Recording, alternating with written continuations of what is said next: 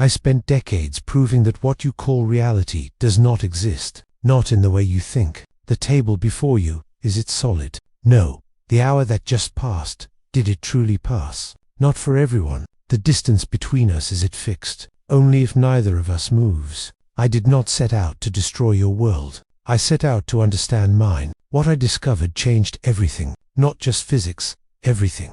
The very ground beneath your feet, the time that ages you, the space that separates you from those you love. None of it behaves as you were taught. And here is what troubles me most. I tried to warn you. I wrote it plainly. I spoke it clearly. Yet most of you still believe in a universe that died a century ago. You are watching this because something inside you suspects the world does not work the way you were told. You are right to suspect this. Most people walk through life accepting a framework of reality that is centuries out of date. A Newtonian clockwork universe where time is absolute, space is fixed, and you are a separate observer looking at an objective world out there. This video will dismantle that framework piece by piece, not with complex mathematics, but with the same simple thought experiments I used to overturn 300 years of physics. The pain you carry, this sense that life is moving too fast, that you are running out of time, that you are separate and small in a vast indifferent universe. Much of that pain is built on a false view of reality. What I offer here is not comfort, it is clarity. You will learn why your intuition about space, time, and matter has been systematically wrong. More importantly, you will learn what this means for how you experience your life, your relationships, your purpose. This is not abstract theory. This is about freeing you from a prison you did not know you were in. When I was a young man, I rebelled against authority, not because I enjoyed conflict, but because I could not silence the questions that burned inside me. My teacher said, memorize these formulas, follow these rules, do not question the foundations. But I could not help myself. I would sit in the back of the lecture hall, my mind wandering to trains and lightning bolts and beams of light, while my professors droned on about established theory. They thought I was lazy. They thought I lacked discipline. One professor told me I would never hold a position at any university. He was almost right. For years after I graduated, I could not find academic work. I took a job as a patent clerk, examining other people's inventions, earning barely enough to support my young family. But those years in the patent office, those years that seemed like failure, they were the most productive of my life because I had time to think, time to question everything I had been taught. And in that small office in Bern, working through patent applications during the day and filling notebooks with thought experiments at night, I discovered that the universe was stranger than anyone had imagined. I discovered that the very concepts we use to navigate reality, space and time and simultaneity, these were not fixed eternal truths. They were relationships. They were relative. And once I saw this, once I truly understood it, I could not unsee it. Let me take you to a train station in Bern, Switzerland. The year is 195. I am 26 years old, working at the patent office, reviewing designs for electromagnetic devices. But my mind is elsewhere. It is always elsewhere. I am standing on the platform watching the evening train pull away. As it moves, I see the station clock through the train window, and something shifts in my perception. A thought experiment begins to unfold, not in equations, but in images. I imagine myself on that train racing away at impossible speeds, not the speeds of Swiss railways, but the speed of light itself. Here is what I see. If I could travel at the speed of light and look back at the clock on the platform, the light carrying the image of that clock would never catch up to me. Time would freeze. The clock would stop. Not because something is wrong with the clock, but because time itself from my perspective ceases to flow. Now imagine I am standing on the platform and you are on the train. You look at your watch. 1 hour passes for you. I look at my watch. Has 1 hour passed for me? You would think so. You would assume that time is the same for everyone, flowing at the same rate throughout the universe. But you would be wrong. The mathematics I worked out later proved what intuition denied. Time moves more slowly for you on that train than it does for me on the platform. The difference is infinitesimal at normal speeds. You would need instruments of impossible precision to measure it. But at speeds approaching light, the difference becomes dramatic. An hour for you might be years for me. A day for you might be centuries for me. Do you understand what I am telling you? I am not describing a thought experiment anymore. I am describing your universe. Right now, as you watch this, time is moving at different rates for different people, depending on their motion through space. The astronauts orbiting Earth are aging more slowly than you are. Not by much, by fractions of a second over months, but it is measurable. It is real. The GPS satellite beaming signals to your phone must account for this time dilation, or it would fail within minutes. Engineers building these systems had to program my equations into the software, not because they believed in relativity, but because without it, the technology does not work. The universe does not care whether you believe in relativity. It operates according to these principles, whether you understand them or not. You have been taught that time is a river flowing at the same rate for all things. I am telling you, there is no river. There is only the relationship between things in motion. Time is not a thing that exists independently. It is a dimension inextricably woven with space, and it bends, stretches, and compresses based on how fast you move and how deep you are in a gravitational field. When I first published these ideas, they called them revolutionary, but to me, they felt inevitable. The evidence was there. The logic was inescapable. What revolution there was not in the mathematics. It was in forcing people to let go of what felt obviously true. Your senses lie to you about time. Your intuition deceives you. And once you see this, you cannot unsee it. I remembered the letters I received after my papers were published. Some from physicists who understood immediately. Others from people who were angry, who felt I was attacking common sense itself. One man wrote to me, "How dare you tell us that time is not the same for everyone? My grandfather's watch keeps perfect time, his father's watch before him. Are you saying these watches are lying?" I wrote back to him gently. I said, "Your watches are not lying. They are telling you the truth about time in your reference frame. But your reference frame is not the only one that exists. There is no privileged perspective, no cosmic throne from which to measure absolute time. There are only relationships. Your watch, your grandfather's watch, my watch. They each tell a truth, but that truth is local, not universal. This is hard to accept because you are wired by evolution to experience the world as though your perspective is the correct one. When you see the sun move across the sky, it feels like the sun is moving. It takes intellectual effort to remind yourself that you are the one spinning. The same is true with time. It feels like time is flowing past you at a constant rate, but that feeling is a feature of your limited perspective, not a feature of the universe. Let me give you another image. Imagine you are in an elevator, not an ordinary elevator, but one in deep space far from any planet or star. The elevator begins to accelerate upward. You feel weight return to your body. Your feet press against the floor. Now imagine a beam of light enters the elevator through a small window on one side. As the elevator accelerates upward, the light beam appears to curve downward. From your perspective, inside the elevator, light is bending. But why? Light has no mass. Why would it curve in response to acceleration? Here is what I realized. Acceleration and gravity are indistinguishable. If you woke up in that elevator and felt weight pressing you to the floor, you could not tell whether the elevator was accelerating through space or sitting still on the surface of a planet. The effects are identical. So if light curves in an accelerating elevator, it must also curve in a gravitational field. This was the insight that led me from special relativity to general relativity. Light does not travel in straight lines. It travels along the curves of spacetime, and massive objects like the sun curve spacetime around them. When I predicted that starlight passing near the sun would bend, astronomers laughed. They said, "Light has no mass. Gravity cannot affect it." But during the solar eclipse of 1919, Arthur Eddington measured the positions of stars near the sun. The light from those stars had bent exactly as I predicted. The universe had spoken, and it confirmed what I had imagined while sitting at my desk, doing nothing more than thinking carefully about the relationship between acceleration and gravity. This is what I mean when I say imagination is more important than knowledge. I did not discover general relativity by doing experiments. I discovered it by imagining elevators and trains and beams of light. I discovered it by refusing to accept that my intuition was the final arbiter of truth. Now let me take you deeper. Imagine a bedbug completely flattened, living its entire life on the surface of a globe. This bedbug is intelligent. Perhaps it studies physics, writes papers, develops theories about its two-dimensional world.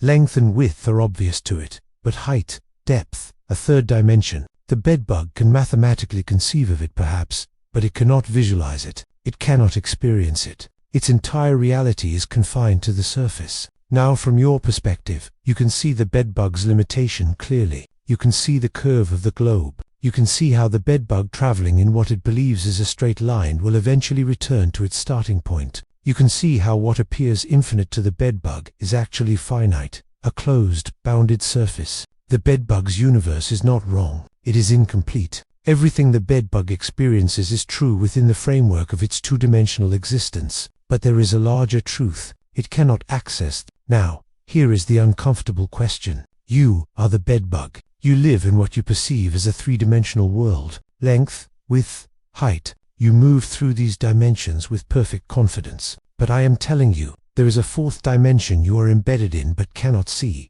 Time. And just as the bedbug cannot visualize the curve of its globe, you cannot visualize the curvature of space-time. When I speak of space-time, I am not being poetic. I am describing the structure of the universe. You do not live in three-dimensional space through which time passes. You live in a four-dimensional continuum where time and space are unified, where the separation between past, present, and future is, in my words, a stubbornly persistent illusion. From the perspective of the universe itself, if such a perspective could exist, all moments exist simultaneously. The day you were born, the day you will die, this moment right now.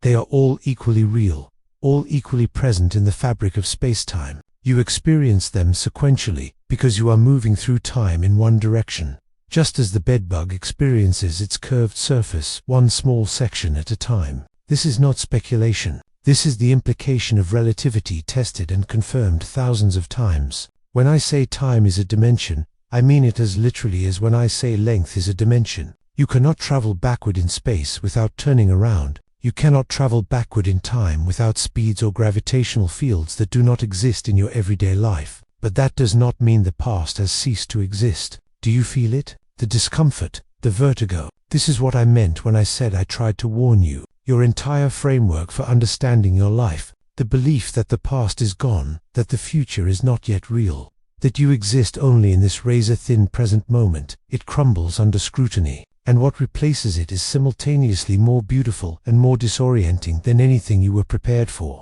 Let me tell you what this meant for me personally. When my closest friend Mikul Besso died, I wrote a letter to his family. I said, now he has departed from this strange world a little ahead of me. That means nothing. People like us who believe in physics know that the distinction between past, present, and future is only a stubbornly persistent illusion. I was not offering empty comfort. I was stating a truth about the structure of space. Michelle's life, every moment of it, is woven into the fabric of reality. It has not disappeared. It exists in the four-dimensional structure of the universe, as real as it ever was. I simply no longer share a present moment with him, but the moments we did share, they are there, permanent, unchanging, part of the eternal landscape of space. Does this help with grief? I do not know. For some, it might. For others, it might seem cold. But I am not here to tell you what to feel. I am here to tell you what is true. And the truth is that the universe is stranger, more intricate, more mysterious than any story you were taught as a child. Now, let me bring this back to your everyday life. Let us begin with the most fundamental illusion you carry. That time is universal, that when you check your watch and I check mine, we are measuring the same thing. We are not. Time is not a cosmic clock ticking at the same rate throughout the universe. Time is relative. Relative to motion, relative to gravity, relative to your frame of reference. This is not a minor detail. This changes everything. When you move through space, you move through time more slowly. When you are deep in a gravitational field near a massive object like Earth, time moves more slowly for you than it does for someone far from such fields. This has been measured. This is fact. Atomic clocks flown on airplanes return, showing less elapsed time than identical clocks left on the ground. The difference is tiny, Nan, but it is real, and it proves that time is not what you think it is. But here is what matters to you. Beyond the physics, the urgency you feel, the sense that time is slipping away, that you are running out of moments. This feeling is rooted in the belief that time is absolute and irreversible. Yet time is not flowing away from you. You are flowing through it, and the rate of that flow is not fixed. This does not mean you can stop aging or travel freely through time. But it means the framework within which you experience your life is not what you thought. The past is not simply gone. The future is not simply not yet here. They are positions in space-time, as real as north and south are positions in space. What does this mean for how you live? It means the moment you are in right now is not all that exists. It is simply where your consciousness happens to be focused. The preciousness of this moment does not come from its fleeting nature, it comes from your attention to it. Every moment you have ever lived still exists somewhere in the structure of space-time. You have simply moved to a different position along your timeline. Think about a film reel. Each frame exists. They are all there, all at once, sitting in the canister. But when you watch the film, you experience one frame at a time. The frames that have already passed through the projector did not cease to exist. They are still there on the reel. This is a crude analogy, but it gestures toward the truth. Your life is not a series of moments that blink into existence and then disappear. It is a path through four-dimensional space, and every point along that path is as real as every other point. You have been taught to think of space as a container, an empty stage on which events unfold, and you think of time as separate, a river flowing past that stage. This is wrong. Space and time are not separate. They are woven together into a single fabric. Space-time. When you move through space, you affect time. When you accelerate, you warp both. They cannot be separated. Imagine a sheet of rubber stretched tight. Place a heavy ball in the center. The sheet curves around it. This is what mass does to space-time. The sun is not holding Earth in orbit through some invisible force reaching across empty space. The sun curves space-time and Earth moves along that curve like a marble, rolling around the depression created by a bowling ball. You are not moving through space. You are moving through space-time. Every step you take is a step through 4 dimensions, not 3. The reason you experience time flowing in one direction is not because time flows. It is because of the nature of entropy, of causality, of how information propagates through the universe. But here is what you must understand. The separation between past, present, and future is not built into the structure of reality. It is built into the structure of your perception. You experience time sequentially because your consciousness moves along a particular timeline, a particular path through 4-dimensional space-time. This is deeply important because if past, present, and future all exist, if they are all equally real, then the losses you carry, the moments you grieve, they have not been erased from existence. They are still there in space-time, as real as they ever were. You have simply moved to a different position along your timeline. I am not offering you comfort. I am offering you truth. And sometimes truth is strange enough to shift how you hold your grief, your regret, your longing. Let me tell you about another illusion. You trust your senses. This is natural. Your eyes tell you the floor is solid. Your skin tells you objects are impenetrable. Your ears tell you sound travels in all directions equally. All of this is illusion. The floor beneath your feet is mostly empty space. The atoms that comprise it, the electrons orbiting nuclei, they occupy such a tiny fraction of the volume that if you could see at that scale, you would wonder how anything appears solid at all. What you perceive as solidity is the electromagnetic force between electron clouds repelling each other. You are not touching the floor. You are being held above it by forces operating at scales your senses cannot detect. Your senses evolved to help you survive long enough to reproduce. They did not evolve to show you truth. They show you a simplified, distorted model of reality, one that is useful but fundamentally incomplete. Consider light. You see a narrow band of electromagnetic radiation, visible light, but this is a tiny sliver of what exists. Infrared, ultraviolet, radio waves, X-rays, gamma rays, all of this is invisible to you. You are walking through a universe saturated with information you cannot perceive. Your eyes are tuned to a specific frequency range because that is what was useful for your ancestors, hunting prey and avoiding predators. But the universe does not care what was useful for your ancestors. It operates on principles that extend far beyond what you can directly observe. Consider sound. In the vacuum of space, there is silence, not because there is nothing happening. Energy and matter are colliding, exploding, radiating. But sound requires a medium. Your hearing is